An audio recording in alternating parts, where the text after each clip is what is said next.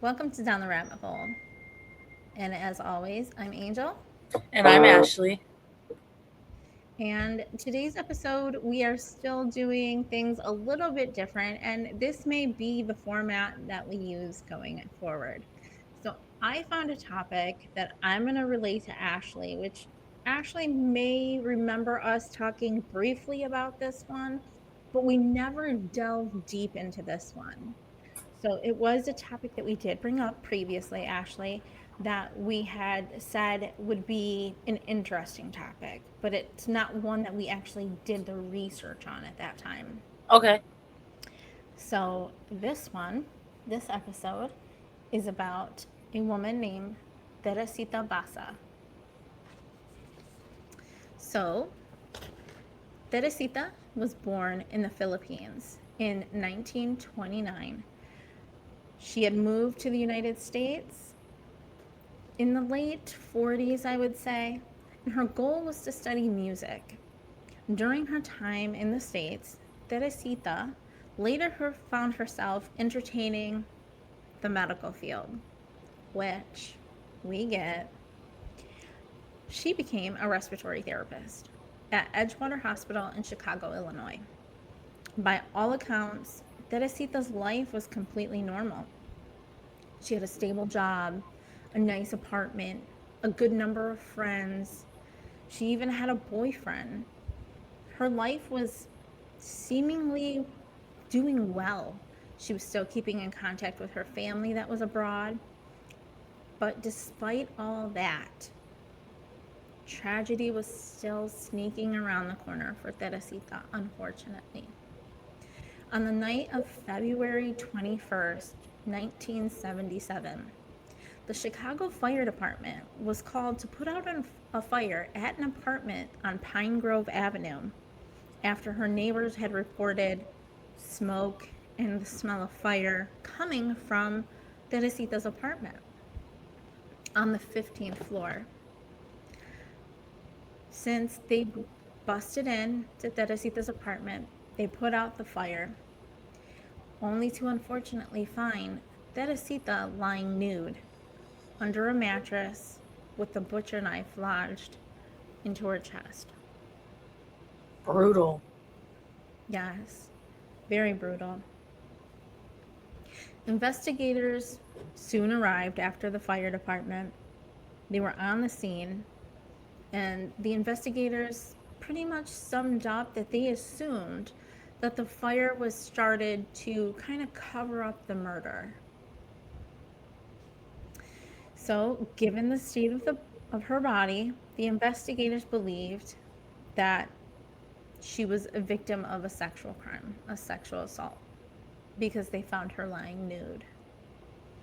The Usually what that autopsy, means. yeah, the autopsy revealed that fortunately she was not. So whoever who had done this to her was trying to make it look as such to throw off the case. Okay, well, thank God that Yeah, she was not. But why are we trying to make it look like she was? right, My question. right. Um, so with that being said, that left the investigators with more questions than they had answers for. At the time, there was seemingly no motive. Again, Teresita had a large group of friends, a boyfriend, a good job. So the investigators could hardly find any evidence due to the fire. So they did end up finding one piece of evidence, though, that kind of changed how the department was, I guess, starting their investigation for this. There was a note left. I think it was on a side table, they said, from the reports that I read, that said, get theater tickets for AS. So just the initials AS. Hmm. Now, AS to the investigators was now a potential suspect, but the police did not know who to look into. I mean, there's multiple people with the initials AS. So, how were they to start? Mm-hmm. They started by obviously checking into Teresita's boyfriend. Again, as many as these cases go, it's always either the husband or the boyfriend, most commonly so. But they found that Teresita's boyfriend had nothing to do with it. So he was cleared. Okay, good news, good news. Yeah. But the investigators couldn't shake the feeling that whoever AS was somehow involved. So, but the question left them really stumped. So the investigators took 5 months, believe it or not. Wow, that's a long time. Yes, for a murder. And in that 5 months after Teresita's murder, her coworker, Remy Chula, or Chua, excuse me, had her husband Joe had contacted the leading detective on Teresita's case, claiming to have trivial information as to what happened at Teresita. Joe said his wife Remy started speaking in another voice and sometimes in another language. The voice claimed that she was the spirit of Teresita. Okay. So to be seemingly possessed Yeah. by this murdered woman would be totally freaky. Yeah, and then being the husband to be like, my life is acting really weird. Yes. So she told Joe that the killer's name was Alan Showery. Yes. AS. Yes. How crazy is that? That's wild. Like, they gotta look into this because what if? Yes. What if? So the voice then claimed that AS, Alan Showery, was an orderly worker who worked at the same hospital as Remy and Teresita. How Okay, crazy coworker. is that? Now, could Remy know that? Maybe. Yeah. But I know personally, I don't know everyone who's employed in the building that I'm employed at.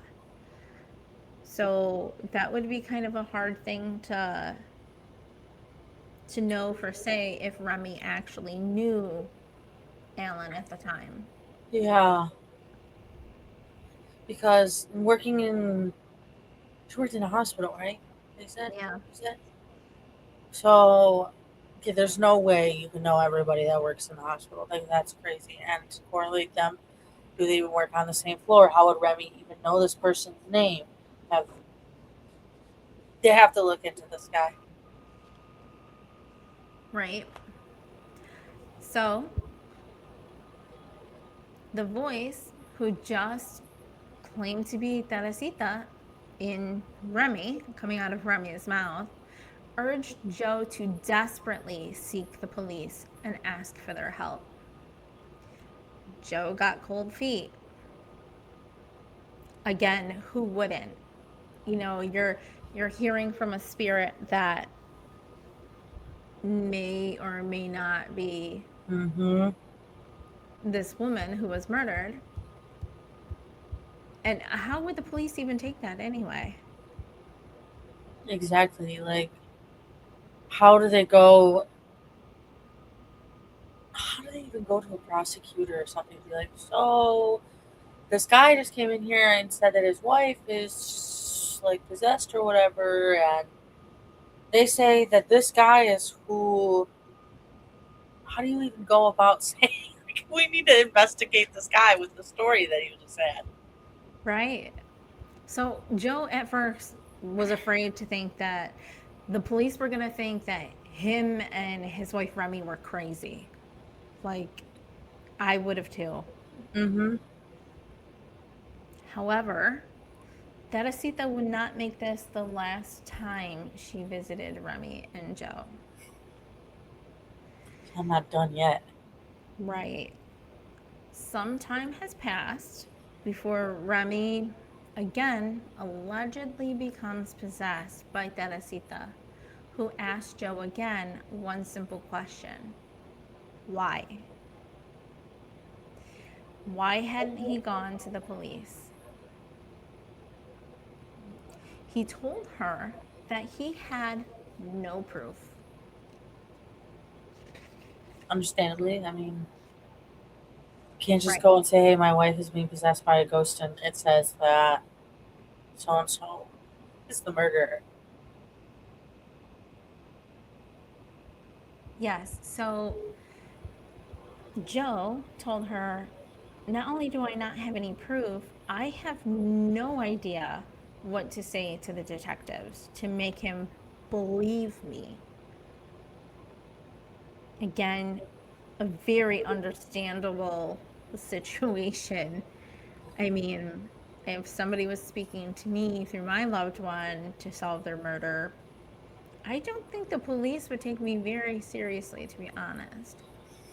No, they probably would laugh in my face and be like, "You need to go to the health clinic or the mental Yes. health clinic." So, Teresita gave him a bit of information. Once again, Teresita spoke through Remy, telling Joe that Alan had stolen her jewelry and that she often wore and gave it to his girlfriend. Gross. The detective was at first skeptical, within good reason, and he decided to run a background check on Alan Showery anyway. With the initials AS, it was hitting a little too close to home. Yeah. That was something he couldn't quite deny or put off because the note: get theater tickets for AS. Yeah. So, sure enough, the detective does a background check on Alan and quickly finds out that Alan didn't live very far from Teresita at all.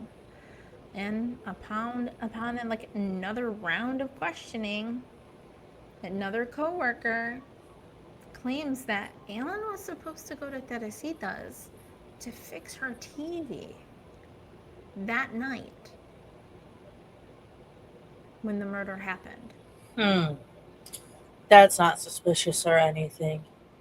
No, of course not. But Alan claims he went over to fix Teresita's TV.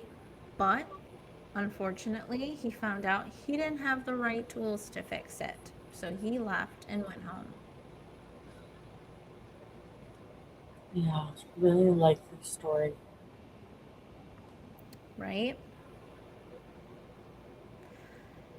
So the detective, feeling like this guy is going to be, a little harder to get than he had hoped, he remembered the jewelry that Joe had stated that Asita had lost. So the detective contacted Alan's girlfriend and he questioned her. Did Alan give you any jewelry? He asked her, and she said yes. He asked to see it, and he asked if he could take pictures of it. She complied, of course. And with her okay, the detective showed Teresita's family the jewelry. And Teresita's family confirmed that that indeed was her jewelry. Things are connecting here. Yes. Like little dots on a map. Yes, but get this. You would think with this final bit of proof They did bring Alan in one last time. The detective confronted Alan, and in the interrogation, Alan caved. He confessed. He confessed to everything. He confessed to why he did it, how he did it, all of it. But despite his confession, he pled not guilty. And on February 23 of 1979, he was convicted, but only receiving a 14-year sentence. And he was Oh, later released on parole in 1983. so he pretty much got away with murder. Yes. Why? Oh, why did he only get 14 years? That's beyond me, Yeah. especially with the confession, the jewelry, and everything else leading up to it. It's like a bullseye on his back. Like it says it's him. She got a life He should in have his gotten life. life. It's crazy that her little ghost did that. She solved her own murder through possession. Yeah, I thought that was crazy. And I know you and I had brought this topic up before for an episode, Yeah. but I thought let's do this episode. I know it's a little bit of a shorter one. However, it's interesting. It's both the true crime and the paranormal, so it's right up our alley. And I really do hope that Asita is resting comfortably in peace, Mm-hmm. now that she had finally helped convict her murderer, Mm-hmm. which unfortunately he got to get out on parole. I kind of hope she haunts him. Oh, I hope so too. Just for a little bit. She doesn't have to do it for long because I hope she does rest. But I would haunt him so bad. Yeah, I would. Like, to do something so horrific to someone and then And for what to reason? be Why? let off. Because, like, I want to know the reason why. Like, why? Because did you try to make an advance on her and she told you no? So, according to some of the reports, it states that Alan thought that Teresita was hoarding money in her apartment. I have no idea why, but he felt like she had something more than That just he, theater tickets to give him. all for money. That's crazy. Yes. So, I don't know if they would have been able to solve that without her taking over No, somebody's it might have body. gone unsolved if it wasn't for Teresita just possessing her coworker Remy. Like, I don't think they would have been able to narrow down who AS exactly was. Oh my god, there's my friend. A Hi, little guest appearance Scream. by Peanut. He's so stinking cute. I stuck my little friends in the My room little where cat Peanut. the cutest cat ever, you guys. He's so gorgeous. He's got the prettiest eyes. They're like ice blue. He's so cute. Just wants to be loved. He's so stinking cute. He's so sticky cute. All right. All right, guys. Again, thanks for listening. Thanks for watching. We appreciate all the new follows. Thank you so much. We do have some new merch in our bonfire shop, so please feel free to check it out. Proceeds go to us on our new Down the Rabbit Hole Paranormal Crew to where it helps us go and investigate different locations and bring you some new episodes of our paranormal shenanigans. Yes. So if you want some merch from us, as so like the shirt, go ahead and grab that at bonfire.com. Absolutely. Again, thanks guys for listening. And again, thanks for watching. See Till you next guys time. next week.